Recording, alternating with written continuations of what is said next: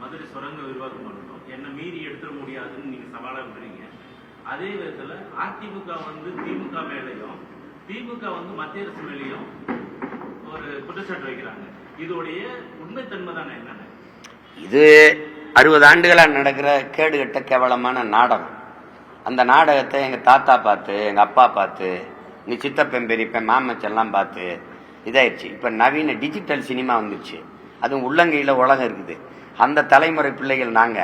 நீ எடுத்திருந்தா நான் சொல்றேன், நீ நான் ஒண்ணும் இல்லை என்கிட்ட ஒரு எம்எல்ஏ இருக்கானா, எம்பி இருக்கானா? இல்ல நான் ஒரு பதவி இல்ல, நீ தான் எடுத்திருந்தானே பாக்குறேன் சொல்றேன்.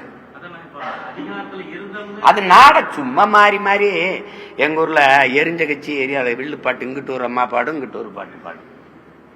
எங்க ஊர்ல குழாடி சண்டை, தெருச்சண்டை எல்லாம் பாத்திருக்கீங்களா?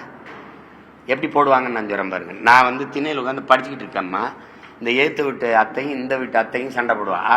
அடியை வாங்கி குடிச்ச சிரிக்கி, எந்த வருஷம் இல்லாம இந்த வருஷம் 4 காணி விளைஞ்சிட்டு தாண்டி உனக்கு இப்படி எடுத்துக்கிட்டு அடிக்குதுன்னு இந்த அத்தை பேசுவான். இவ கேட்டியாடா கதைய?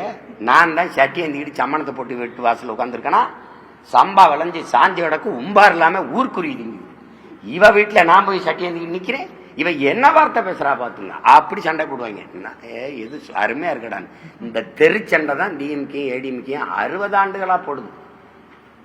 இது அண்ணா பல்கலைக்கழக மாணவிங்க, நீ பொள்ளாச்சி பாலியல் வன்கொடுமைங்க, நீ இந்த ஸ்டெர்லைட் கொலை, நீ இந்த பார் குடநாடு கொலைங்க. என்ன நாங்க இந்த குரங்கு அப்பம் பிரிச்ச கதை தான். இங்கிட்டு இப்படி பார்த்துட்டே இருக்க வேண்டியதான். நாங்க இந்த வேடிக்கை எத்தனை காலத்து பாக்குறது? இப்ப நீங்களே சொன்னீங்க நம்ம கிட்ட ஒரு எம்எல்ஏ கூட இல்ல அப்படின்னு. அந்த எம்எல்ஏ பெறுவதற்கான கூட்டணியை நீங்க அமைப்பீங்களா, இல்ல ஏதோ ஒரு கூட்டணி வைக்க? ஆனா இது வரைக்கும் உங்க வாயில இருந்து நாங்க ஒரு கூட்டணியில சேர போறோம்னு சொல்லல. ஆனா உங்க தலைமையில ஏதாவது ஒரு கூட்டணியோ சேர போறது இல்ல, நல்ல சேர போறது இல்லன்னு சொல்லல. இல்ல இப்ப நீங்க நான் சொல்றேன்ல, இப்ப ஜெயிச்சு எத்தனை பேர் உள்ள இருக்காங்க? யாரையாவது ஒருத்தர் எங்க எடுக்க சொல்லு பாப்போம், எங்க அதை வெட்டிற சொல்லு பாப்போம், இது கட்டிற சொல்லு பாப்போம்னு சொல்லுங்க பாப்போம். முடியல இல்ல, அப்ப சொல்றதுக்கு ஒருத்தன் வேணும்ல, ஒரு வீரன் வேணும்ல. பிரபாகரன் மகன் ஒருத்தனால தான் செய்ய முடியும், தொடரா பாப்போம் அப்படின்னு. ஏன்னா இவங்க எல்லாம் இந்த கூட்டணின்னு போனோன்னா அவங்க உட்கார வச்சு குறவழி போச்சுட்டாங்க. யாரு திராவிட திருடர்கள் கையெழுத்தை போட்டு டங்ஷன் எடுத்துக்க, மீத்தேன் எடுத்துக்க, ஈத்தேன் எடுத்துக்க, கையெழுத்து போட்டவெல்லாம் கூட ஒத்த சீட்டு 2 சீட்டை கொடுத்து முடிச்சு போறாங்க. கூட கூட்டணியிலிருந்து ஜெயிச்சு உள்ள போனாங்கல்ல, கூட்டணியிலிருந்து ஜெயிச்சு உள்ள போனாங்கல்ல, எது ஒன்றுக்கு குரல் கொடுக்க முடியும்? அண்ணா பல்கலைக்கழக மாணவிக்கு பாலியல் துன்புறுத்தலுக்கே பேச முடியும்.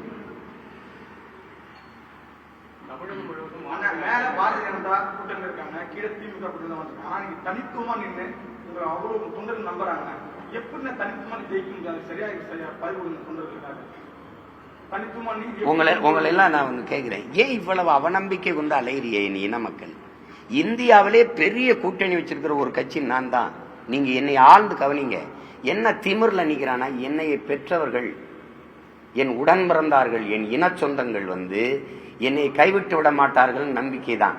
நீங்க இங்க பாருங்க, தான் பிறந்த இனத்தோடு இணைந்து களத்துல, தேர்தல் களத்துல நிக்கிறவன் எந்த கூட்டணியும் பற்றி கவலைப்பட மாட்டான். 8 கோடி மக்களோடு சேர்ந்து அந்த மக்களிடமிருந்து மக்களுக்காக வந்த ஒரு மகன், அந்த மக்களை முழுமையாக நம்பி நேசித்து களத்துல நிக்கிற ஒரே அரசியல் கட்சி நாங்க தான். நான் எதுக்கு இந்த கட்சி நான் தலைவர்களை நம்பி வரங்களே. தமிழர்களை, தமிழ் தலைமுறை தம்பி தங்கைகளை நம்பி வந்தவனா. தலைவர்களை, இயக்கங்களை இணைக்க இல்லை, தமிழர்களை இணைக்க வந்த இயக்கம். நான் எதுக்கு போய் இவங்களோட போய் சேரணும்? இப்ப நான் ஒரு கூட்டணி வச்சாதான் எனக்கு ஓட்டு போடுவேன்னு சொன்ன மக்கள் யாரு? அரவிந்த் கெஜ்ரிவால் தனிச்சு நின்று பஞ்சாப்லயும் டெல்லியிலும் ஜெயிக்க முடியும், சீமான் ஜெயிக்க முடியாது. இது ஏன் இதையே சொல்லிட்டு இருக்கீங்க? முடியாதுன்னு நீங்க சொல்றீங்க இல்லையா, அதனாலேயே நான் நிகழ்த்தி காட்டணும்னு நினைக்கிறேன், முடியும்னு சாதிச்சு காட்டணும்னு நினைக்கிறேன். நீங்க இன்னைக்கு இல்ல, நாளைக்கு இல்ல, ஒரு நாள் நீங்க செஞ்சுட்டீங்க அப்படின்னு சொல்ற காலத்தை நான் உருவாக்கலன்னா பாருங்க.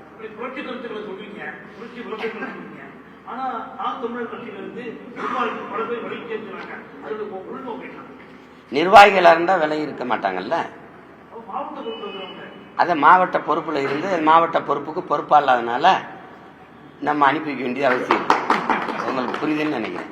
முக்கிய நிர்வாகிகள் இல்ல, முட்டுக்கட்டை நிர்வாகிகளா இருக்கும்போது வேகமா வரும்போது, வெள்ளம் பாஞ்சு வரும்போது கற்கள் என்ன பாறையா இருந்தாலும் உருக்கிட்டு தான் ஓடும். அதை பத்தி பேசிட்டு வேண்டியதில்லை. நீங்க முக்கிய நிர்வாகிகள் போறதை பத்தி நீங்க கவலைப்படாதீங்க. கவலைப்பட வேண்டியது நாங்க ரொம்ப மகிழ்ச்சியா இருக்கிறோம்.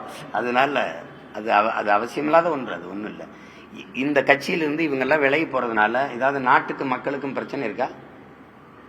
என்னங்க அவங்கெல்லாம் போறாங்க, விலைவாசி ஏறிக்கிட்டு இருக்கு, அப்படி எதுவும் குற்றச்சாட்டு இருக்கா? அதனாலதான் மின் கட்டணம் ஏறுது, சொத்து வரி ஏறுதுன்னு எதுவும் இருக்கா? ஒன்றும் இல்லை. செய்திகளை உடனுக்குடனும் துல்லியமாகவும் தெரிந்து கொள்ள சப்ஸ்கிரைப் பண்ணுங்க.